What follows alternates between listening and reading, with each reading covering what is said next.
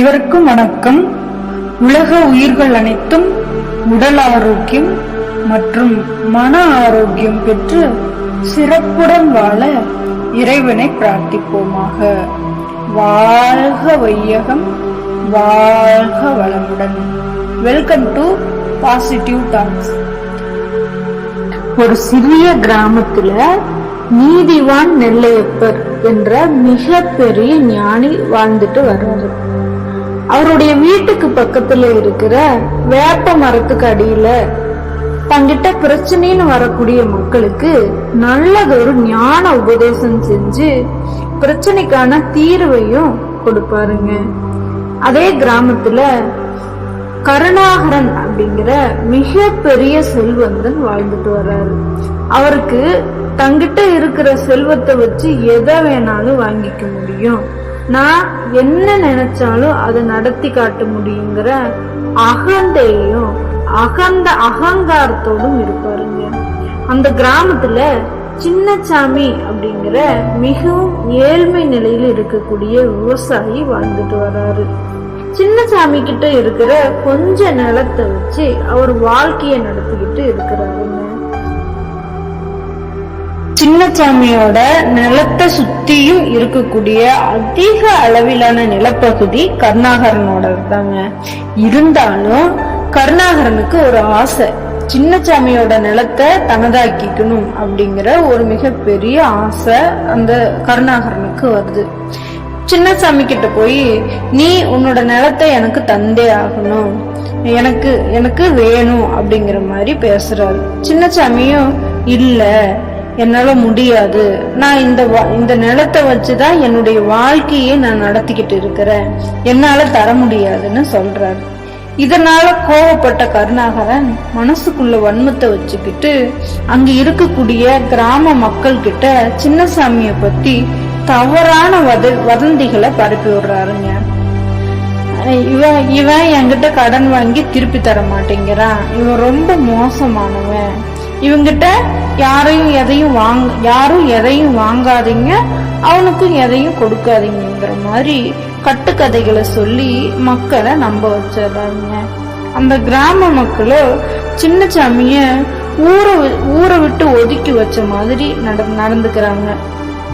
சின்னசாமியோட காதுல படுற மாதிரி அவரோட மனசை காயப்படுத்தி அவங்க அங்கங்க மக்கள் பேசுறாங்க. இதையெல்லாம் பார்த்துக்கிட்டு இருக்கிற பார்த்த சின்னசாமி ரொம்ப மனம் உடைஞ்சு போய் ரொம்ப வருத்தப்படுறாருங்க. அப்பதான் அந்த நெல்லையப்பர் அப்படிங்கிற அந்த ஞானிய போய் சந்திக்கிறாரு. இப்படி நடந்ததெல்லாம் சின்னசாமி அந்த ஞானி கிட்ட சொல்றாரு. ஞானியோ சின்னசாமியோட கண்ணை பார்த்து, ஓ இவர் உண்மையத்தான் பேசுறான் அப்படிங்கறதையும் புரிஞ்சுக்கிறாருங்க. அந்த கிராம மக்களையும் கருணாகரையும் பார்த்து ஞானி பார்த்து சந்திக்கிறாரு. கருணாகரா, சின்னசாமி தான் உங்ககிட்ட கடன் வாங்கி ஏமாத்திட்டாங்கல்ல, அதனால அவனோட நிலத்தை நீயே வச்சுக்க.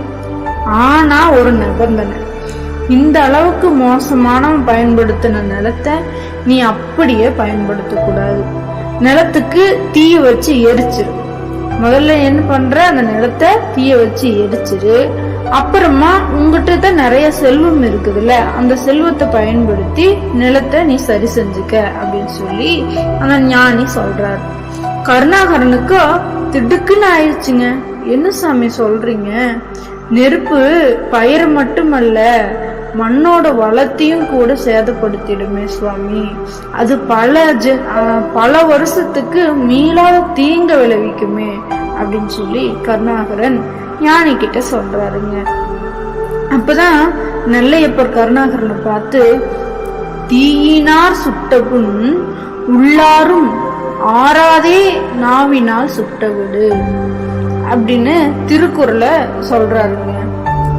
கருணாகரா, தீயே இந்த அளவுக்கு பாதிக்கும்னு நினைக்கிறியே, இத கூட ஏதேனும் ஒரு செயலை செஞ்சு சரியாக்கிடலாம். ஆனா நீ உன்னுடைய நாவை பயன்படுத்தி கடுஞ்சொற்களை பேசி சின்னசாமியோட மனசை காயப்படுத்தி இருக்கிறியே, இதற்கு எங்க போனாலும் மருந்தே கிடையாது. இந்த வலியானது சின்னசாமி வாழ்ற வாழ்க்கை முழுவதுமே அவனுக்கு துன்பத்தை தானே கொடுக்கும் அப்படின்னு சொல்லி ஞானி சொல்றாரு. அந்த இடத்துல கருணாகரன் மட்டும் இல்லைங்க, அந்த கிராம மக்களும் தலை குனிஞ்சு நிக்கிறாங்க. தன்னுடைய தவற நினைச்சு வருத்தப்படுறாங்க எல்லாருமே. கருணாகரன் தான் செய்த தவறையும் ஒத்துக்கிறாப்டிங்க. அன்னையிலிருந்து கருணாகரனும் தன்னுடைய செல்வத்தை நல்ல முறையில பயன்படுத்துறான். மற்ற மனிதர்கள்ட்டையும் நல்ல சொற்களை பேசுறாருங்க. இதுல இருந்து நாம என்ன கத்துக்கலாம்னா, வார்த்தைகள் வாள்களை விட கூர்மையானவை. ஏன்னா அவை ஏற்படுத்தக்கூடிய காயங்கள் என்றென்றும் மாறாதுங்க. ஆமாங்க, இதே மாதிரி தாங்க நாமளும் நம்முடைய நாக்கு இருக்குது அப்படிங்கிறதுக்காகவும் நாம அதிகாரம் செய்ய ஒருத்தங்க நமக்கு கிடைச்சிருக்காங்க அப்படிங்கிறதுக்காகவும் பிறருடைய மனசை பாதிக்கக்கூடிய விதத்துல பேசவே கூடாதுங்க. தீ வச்சு சுட்டோம்னா கூட அந்த புண்ணு ஆறிடுங்க.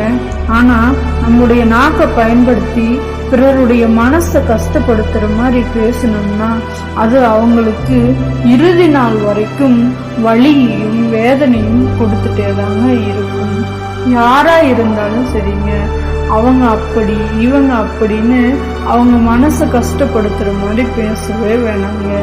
நல்ல சொற்களையே பேசுவோங்க.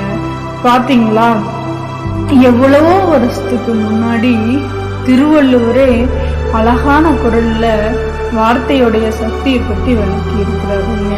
அதனாலதாங்க அவரை தெய்வ புலவர் அப்படின்னு சொல்லி சொல்றாங்க.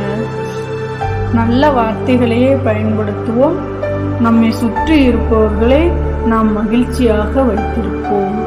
நன்றி. என்னை தன்னுடைய செல்ல குழந்தையாக வைத்திருக்கும் இறையர்களுக்கு கோடான கோடி நன்றிகள். Thank you so much.